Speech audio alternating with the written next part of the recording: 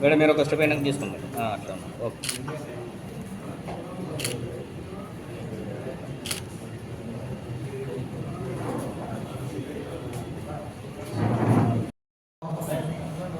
శ్రీ రామలమల్లయ్య పురస్కార కమిటీని స్థాపించి ఇప్పటి వరకు దాదాపుగా 160 పైగా కవులు కళా ఎన్ని అనంతరాలు వచ్చినా సరే కోవిడ్ నుండి సత్కరించాల్సిందే అని మా చైర్మన్ శ్రీ విద్యారాములు ఉత్తేజ్ శ్రీహరి డాక్టర్ వడపల్లి కృష్ణ ప్రతిభాక మోహన్ ఇలా ఎందరిలో సత్కరించిన సంస్థ ఈరోజు మన రాజన్న సిరిసిల్ల జిల్లాలో ఈ అవార్డు సత్కరించడం జరుగుతుంది.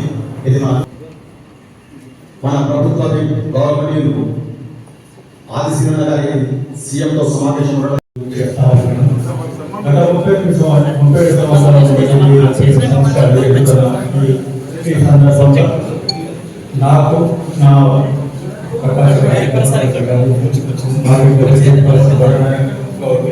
నాకు నా కావాల్సిన వాళ్ళు అత్యంత మళ్ళీ వాళ్ళందరికీ చాలా సంతోషంగా ఉంది ఈ కార్యక్రమం.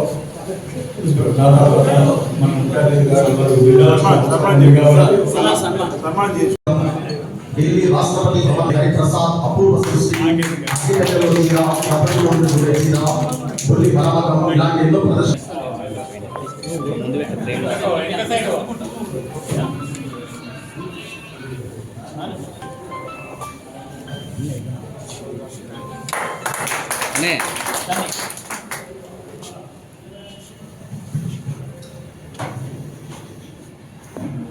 సార్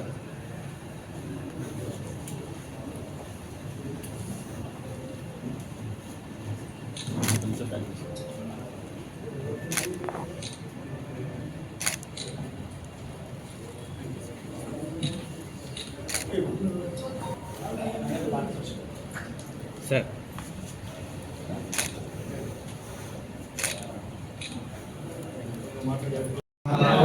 అదేవిధంగా వేదిక ముందున్న పెద్దలందరికీ హృదయపూర్వక నమస్కారాలు. నేను దాదాపు 22-23 సంవత్సరాల నుండి ఇదే చేనేత వృత్తిని నమ్ముకొని జీవనం సాగిస్తున్నాను. ఈరోజు రామలమల్లయ్య గారి 38వ వర్ధంతి సందర్భంగా నాకు అవార్డు ప్రకటించడం చాలా సంతోషంగా ఉంది.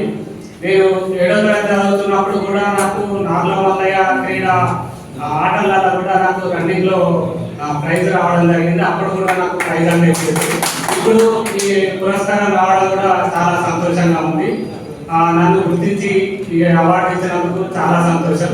ఇంకా ముందు కూడా మంచి ప్రయోగాలు చేసి మన శిక్షకులకు మన నేత పనికి మంచి పేరు తెస్తానని మీ అందరి ఆశీర్వాదంతో మంచి గుర్తింపు తెస్తానని కోరుకుంటూ ముగిస్తున్నాను. 38వ స్మారక కార్యక్రమాలు పురస్కారాలకు సంబంధించినటువంటి కార్యక్రమం. ఈ కార్యక్రమాన్ని ప్రతి ఏటా కూడా ఆగస్టు 4వ తేదీన ఏర్పాటు చేస్తున్నటువంటి పెద్దలు మామూలు సత్యనారాయణ గౌడ్ గారు వారి కుమారుడు, అదేవిధంగా నామ సత్యనారాయణ గారి కుమారుడు కూడా సంతోష్ కూడా ఈ కార్యక్రమంలో చురుగ్గా పాల్గొన్నటువంటి సందర్భం. మరి ఈ ఆగస్టు 4 నాడు కూడా వారి స్మారకం సందర్భంగా ఈ పురస్కారాలు జరపడం అభినందనీయమైన మాట సందర్భంగా చెప్తుంది. ఈనాటి పురస్కార గ్రహీత వెల్లండి ప్రసాద్ గారు ఇక్కడ మనతో మాట్లాడడం జరిగింది. అదేవిధంగా వేదిక మీద ఉన్నటువంటి పెద్దలు మార్కెట్ కమిటీ చైర్మన్ సౌపాటి గారు, పట్టణ కాంగ్రెస్ అధ్యక్షుడు ప్రకాష్ గారు, పెద్దలు, ఈరోజు ఈ ప్రాంతంలో సిరిసిల్ల డివిజన్లోనే తొలితరం బీసీ బిడ్డగా ఆ సమయంలో బలహీన వర్గాలకు సంబంధించినటువంటి వారి పక్షాన్ని నిలబడి వారి హక్కుల కోసం అనేక సందర్భాల్లో తన గొంతు వినిపించినటువంటి నావల మల్లయ్య గారి పేరు మీద ప్రతి ఏటా ఈ పురస్కారాలు ఏర్పాటు చేసుకోవడం అంటే ఒకటేమో కళలను ప్రోత్సహించడం, వివిధ రంగాల్లో ఉండేటువంటి వారికి ఈ సందర్భంలో సన్మానం చేయడం వల్ల ఆ రంగంలో ముందుకు రావాలనుకున్న వారికి ఒక స్ఫూర్తినిచ్చే విధంగా ఉండేటువంటి అంశంలో బహుశా 38 సంవత్సరాలుగా మీరు ఆధ్వర్యంలో చేసినటువంటి పురస్కారం అందుకున్నటువంటి వారు వివిధ రూపాల్లో ఉన్నటువంటి సినీ ప్రముఖులే కానీ, రాజకీయ ప్రముఖులే కానీ, సామాజిక రూపమాపే వారిని దృష్టిలో పెట్టుకొని వారిని సన్మానం చేయడం కానీ, సాంఘిక దురాచార రూపమాపేటువంటి వారిని గుర్తించి బాల్య విలువలను అరికెట్టేటువంటి వారిని గుర్తించి, లేదు రోజు వెళ్ళండి హరిప్రసాద్ లాంటి చేనేత కార్మికులుగా నేత కార్మికులు ఉండేటువంటి వారు కూడా అధునాతన పద్ధతుల్లో మన సిరిసిల్ల ప్రాంత పేరు ప్రఖ్యాతలను దేశవ్యాప్తంగా కూడా తీసుకొని చేసేటువంటి వారిని కూడా సన్మానం చేసేటువంటి కార్యక్రమం. అంటే ఓవైపు ఏమో ఆనాటి 78లో మన శాసనసభ్యుడిగా ఇందిరా కాంగ్రెస్ పార్టీ పక్షాన్ని పోటీ అవకాశం వచ్చినటువంటి నావల మల్లయ్య గారి యొక్క చరిత్రను ఈ తర్వాత చెప్పుకునేటువంటి అవకాశం ఈ ఆగస్టు 4న రావడంతో ఆనాడు బలినాడుకు సంబంధించినటువంటి వాడిగా ఈ ప్రాంతంలో అనేక అంశాల వారికి అండగా నిలబడినటువంటి సందర్భాన్ని ఒకసారి గుర్తు చేసుకునే విధంగా, అదే సమయంలో ఆయా రంగాల్లో ఉన్నటువంటి నిష్ణాతులు ఈ పురస్కారాల పేరిట వారికి సన్మానంగా చేసుకోవడం అంటే మనం గౌరవించుకునే విధంగా ఉండేటువంటి అంశంలో ఈ కార్యక్రమం నిర్వహించడం అభినందనీయం. దానికి పెద్దలు సోదరులను నేను ప్రత్యేకంగా అభినందిస్తా ఉన్నా. కరోనా సమయంలో కూడా ఆపకుండా చేసినట్లు గుర్తు. ఇది ఇప్పటికీ 3-4 మార్లు కూడా ఈ కార్యక్రమంలో పాల్గొంటుంది. ముఖ్య అతిథి మాత్రం ఇది 2వసారి రావడం. ఈరోజు ప్రత్యేకత బీసీ బిడ్డ నావల మల్లయ్య గారు ఈరోజు పురస్కారం అనుకున్న 20% కూడా బీసీ బిడ్డ. అలాంటి బీసీల కోసం ఈరోజు ఈ తెలంగాణ రాష్ట్ర ప్రభుత్వం స్వతహాగా బీసీ బిడ్డ కాకున్నప్పటికీ రేవంత్ రెడ్డి గారు ముఖ్యమంత్రిగా ప్రతిపాదన స్వీకరించిన తర్వాత కామారెడ్డిలో ఎన్నికలకు ముందు డిక్లరేషన్లో ఆనాడు వర్కింగ్ ప్రెసిడెంట్ హోదాలో ఈనాడు బీసీ మహేష్ కుమార్ గౌడ్ గారు 42% రాజకీయ రిజర్వేషన్ విద్య ఉద్యోగాలు కల్పిస్తామని అన్నారు. వస్తే ఇచ్చిన మాటలకు కట్టుబడి రాష్ట్ర శాసనసభలో ఈ దేశ కాంగ్రెస్ పార్టీ అగ్రనేతగా లోక్సభలో ప్రతిపక్ష నాయకుడు రాహుల్ గాంధీ గారి భారత్ జోడో యాత్రలో భాగంగా ఇంకా వివక్షత కొనసాగుతూ ఉంది, ఇంకా అసమానతలు కొనసాగుతూ ఉన్నాయి. వీటిని తొలగిపోవాలంటే కులదేవులు ఒకటే మార్గం అని చెప్పి దేశవ్యాప్తంగా నాకు బాగా గుర్తు 2022లో ఇప్పుడు ఉన్నటువంటి కేంద్రంలో భాజపా ప్రభుత్వం సుప్రీంకోర్టుకి కులగణన వ్యతిరేకము, మీ కులగణన జరపమని చెప్పిన అభివృద్ధి కూడా ఇస్తున్న సందర్భంలో రాహుల్ గాంధీ గారు భారత జోడోలో బీసీల హక్కులను కాపాడాలి, ఎవరి ఇస్రాయిల్తో తేలాలి, వారందరికీ సమానమైనటువంటి వాటా దక్కాలి, అది రాజకీయ పరంగా విద్య ఉద్యోగాలు ఉపాధిలో చెప్పినాము. తెలంగాణ అసెంబ్లీలో ఆ వాదాన్ని రాహుల్ గాంధీ గారి ఆలోచన అందుకొని రేవంత్ రెడ్డి గారు కులగణన కోసం తీర్మానం చేసి కులగణన జరిగిన తీర్పు కూడా మీరందరూ చూసి సుప్రీంకోర్టు తీర్పు కూడా చెప్పింది. ఆయా రాష్ట్రాల్లో కులాలకు సంబంధించిన శాస్త్రీయ పద్ధతుల్లో ఒకవేళ బీసీల సంఖ్య ఎక్కువ ఉంటే రిజర్వేషన్ పెంచుకోవడానికి అవకాశం ఉందని ఒక తీర్పు ఉన్నట్టు సందర్భం. మన జరిగిన కులగణన సర్వే శాస్త్రీయ పద్ధతులు సుమారు 97,000 మంది ఎన్నికలతోటి 150 మందికి ఒకరిని ఆ వారు కూడా సుమారు 10 రోజులు 6 నుంచి 8 గంటల ఎక్కువ తిరగకుండా 56 ప్రశ్నల నుంచి జవాబు తీసుకోవాలి. మొదటి దశలో 56 రోజులు, రెండోసారి 10 రోజులు ఆన్లైన్లో కూడా కలిపి 66 రోజులు జరిగిన సర్వేలో ఈ తెలంగాణ రాష్ట్రంలో 56.37% తేలిన తర్వాత ఈరోజు రాష్ట్ర శాసనసభ శుభ నక్షత్రం ఎక్కిపోయేటటువంటి సందర్భం ఒక చట్టాన్ని తయారు చేసి వెళ్ళాలి. 42% రిజర్వేషన్, విద్య ఉద్యోగాలు 2 విడివిడిగా బిల్లులు పెట్టి ఆ రోజు రేవంత్ రెడ్డి గారు ముఖ్యమంత్రి గారి నాయకత్వంలో బీసీ సంక్షేమ శాఖ మంత్రిగా ఉన్న పున్నం ప్రభాకర్ గారు ఈ బిల్లును ప్రతిపాదిస్తే బలపరిచే అవకాశం ఒక బీసీ బిడ్డగా ఇదే ఉమ్మడి జిల్లా సంబంధించిన నాకు రావడం, ఆ బలపరిచినటువంటిది చట్టం రూపంలో 2 బిల్లులు కూడా రాజ్యాంగ సభలు జరిగి షెడ్యూల్ 9 చేర్చుకొని కేంద్ర ప్రభుత్వం పంపిస్తాయి. రాష్ట్ర శాసనసభలో భారతీయ జనతా పార్టీ సంబంధించిన 8 మంది ఎమ్మెల్యేలు బీఆర్ఎస్ సంబంధించిన కూడా రాష్ట్రంలో సై అంటూనే ఈ రోజు ఢిల్లీకి వెళ్ళిన తర్వాత మాత్రం నయ్యంటున్న సందర్భాన్ని మనం చూస్తుంది లేదా అంటే రాజకీయ విమర్శగా కాకుండా బీసీ మీద జరుగుతున్న అన్యాయంపై నాలుగు గుర్తించిన సందర్భం కాబట్టి ఇప్పుడు ఈ తరంలో కూడా పరిస్థితి అలా ఉందని చెప్పినటువంటి సందర్భం కలిసి మీద మాట్లాడే ప్రయత్నం చేస్తుంది. ఈరోజు 2018 చట్టంలో పంచాయతీరాజ్ చట్టాలు సవరించినప్పుడు ప్రభుత్వం బీసీలు తీరని అన్యాయించింది ఎందరూ తెలుసు.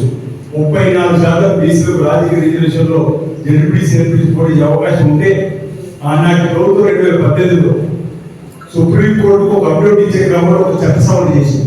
మేము 50% నుంచి రిజర్వేషన్ ఓట్లేవని చెప్పి చట్టం చేసినప్పుడు 34 మనకు 23 వచ్చి పడ్డారు. ఈరోజు ఆ యొక్క చట్టాన్ని సవరించడం 2018 పంచాయతీ చట్టాన్ని సవరిస్తూ ఒక ఆర్డినెన్స్ ముఖ్యమంత్రి నాయకత్వంలో 50 ఆమోదం తీసుకొస్తే దానికి కూడా గవర్నమెంట్ సెలవు కాలేదు. అది కూడా పరిశీలన కేంద్ర ప్రభుత్వం వైపు రాష్ట్ర శాసనసభ చట్టం అలాగే ఉంది. మరో ఆర్డినెన్స్ తీసుకొస్తే కూడా అదే ఉన్న సందర్భంలో సెప్టెంబర్ 30 లోపల ఎన్నికలు జరపని చెప్పిన హైకోర్టు గౌరవ న్యాయస్థానం ఇచ్చినటువంటి ఆదేశాన్ని ముందుకు కూడా చెప్పాలి. కేంద్ర ప్రభుత్వమే ఒత్తిడి పెంచినాడు. ఈ రోజే ప్రత్యేక రైలు బీసీ బిడ్డలతో ప్రత్యేక రైలు ఈరోజు బీసీ అధ్యక్షుడు మహేష్ కుమార్ గౌడ్ గారు, మీనాక్షి నటరాజన్ గారు, గౌరవ ముఖ్యుడు రేవంత్ రెడ్డి ఆదేశం మేరకు బయలుదేరుతా 10 గంటలకు ప్రత్యేక రైలు 5, 6, 7, 3 రోజులు కూడా ఢిల్లీలోని మకా వేసి కేంద్ర ప్రభుత్వం ఒత్తిడి పెంచాలని గౌరవ ఎమ్మెల్యేలు, గౌరవ ఎమ్మెల్సీలు, గౌరవ ఎంపీలు, గౌరవ కార్పొరేషన్ చైర్మన్లు రాష్ట్ర వ్యాప్తంగా బీసీ బిడ్డల మీద హోదా ఉన్నటువంటి సామాజిక హోదాలు నాయకులందరికీ కూడా రమ్మని 5వ తేదీ రేపు పెద్దలు రాహుల్ గాంధీ గారి నాయకత్వంలో పార్లమెంట్లో వాయిదా తీర్మానాలు ఇచ్చి గౌరవ ఎంపీలకు అండగా నిలబడాలని చెప్పని ఈరోజు గౌరవ ముఖ్యమంత్రి బిల్లు పేరు మీ అందరూ కూడా బయలుదేరుతున్న సందర్భంలో 5 నాడు లోక్సభలో బీసీలకు తప్పనిసరి 40% రాజకీయ నిధులు రిజర్వేషన్ సంబంధించిన తెలంగాణ రాష్ట్ర బిల్లును ఆమోదించాల్సిందే చెప్పడానికి వెళ్తున్నటువంటిది 5వ తేదీన పార్లమెంట్లో. ఆనాడు జంతర్ మంతర్ దగ్గర మన తెలంగాణలో ఇందిరా పార్క్ దగ్గర ఎట్లయితే సమస్యల పరిష్కారం కోసం ధర్నా వేదిక ఉందో అలాంటి దేశ స్థాయిలో ఉన్నటువంటి వేదిక జంతర్ మంతర్ అక్కడ ఒక రోజు దీక్ష వారు ముఖ్యమంత్రి గారు, ఎమ్మెల్సీ కార్పొరేషన్ అందరూ కూడా కేంద్ర ప్రభుత్వం ఒత్తిడి పెంచేటువంటి ధర్నా కార్యక్రమం కూడా తీసుకున్న సందర్భం.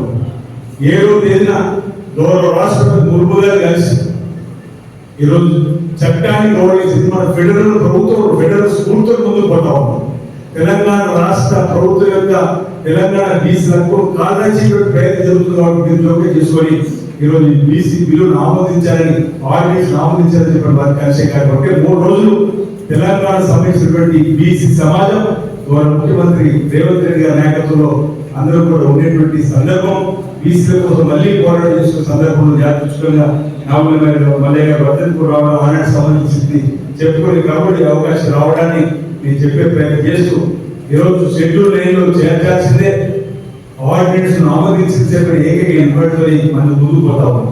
నేను ఈ సభలో అడగదలుచుకున్న భారతీయ జనతా పార్టీ ప్రభుత్వాన్ని రాష్ట్రంలో అసెంబ్లీలో సై అంటున్న మీరు 42% బీసీకి ఇవ్వాల్సినటువంటి మీరు మీ వెంట మేము ఉంటామన్నటువంటి మీరు ఎందుకు కేంద్ర ప్రభుత్వం ఒప్పిస్తే నిలబడుతాం?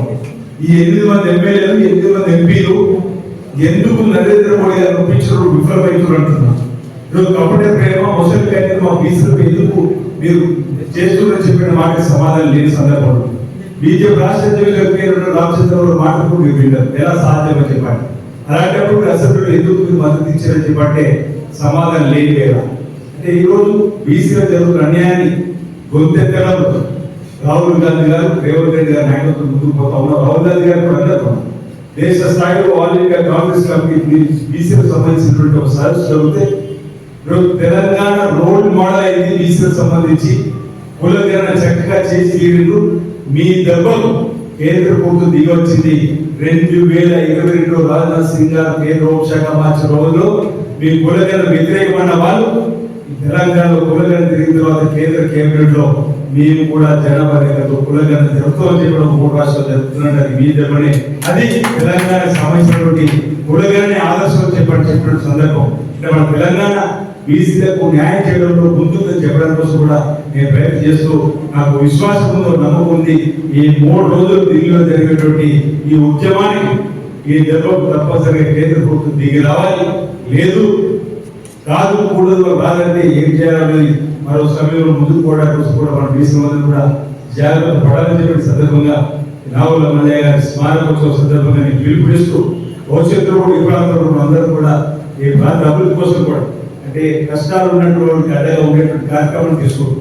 సామాజిక రూపమాపే కార్యక్రమంలో సాంఘిక దురక్ష రూపమాపే కార్యక్రమంలో మనం ముందుండి ఈ ప్రాంతం నుంచి ముందుకు వెళ్ళాలని చెప్పిన సందర్భం కోరుతూ నావుల మల్లయ్య గారి స్మారక సందర్భంగా నాపటి సందర్భంలో ఈరోజు విస్తృతమైనటువంటి కార్యక్రమాలు ఉన్నాయి. అంటే మీరు బయలుదేరి పెట్టుకున్నది నేను వెళ్ళాలి కాబట్టి 9 మార్చుకున్నందుకు వారికి ధన్యవాదాలు తెలియజేస్తూ మీకు అసౌకర్యం చేసినందుకు నన్ను మన్నించాలని కోరుతూ ఎందుకంటే బయలుదేరి అనుకున్న సమయం నేను వెళ్ళాలి కాబట్టి హైదరాబాద్ ఢిల్లీ కూడా వెళ్తా ఉన్నాం. ఇప్పుడే అందరం కూడా బయలుదేరి వెళ్ళాలని చెప్పండి అది ఫ్లైట్ కూడా అందుకోవాలని చెప్పిన ఉద్దేశం వారు చెప్పి మీరు నడిపించుకోవడానికి లేదు ఉండాల్సిందంటే 9 అంటే లేదు 9 రమ్మంటే ఆ మధ్యలోకి ఈ విధంగా రావడం జరిగింది.